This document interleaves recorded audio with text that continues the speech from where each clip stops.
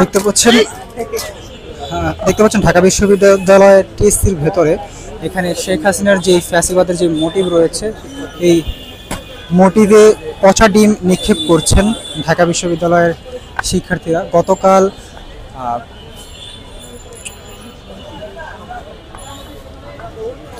New ইয়র্কে এনসিপির সদস্য সচিব আক্তার হোসেন তার উপর ডিম নিক্ষেপ করেছিলেন। তার উপর যেই ডিম নিক্ষেপ করা হয়েছিল আওয়ামী লীগ এবং যুবলীগের পক্ষ থেকে, তার প্রতিবাদে আজ ঢাকা বিশ্ববিদ্যালয়ে শেখ হাসিনার প্রতিকৃতির সামনে এই পচা ডিম নিক্ষেপ করা কর্মসূচি গ্রহণ করা হয়েছে। এখানে দেখতে পাচ্ছেন তার শেখ হাসিনার যেই একটি ছবি রয়েছে, এই ছবিতে পচা ডিম লেপে দেওয়া হচ্ছে এবং এখানে পচা ডিমগুলো নিক্ষেপ করা হচ্ছে।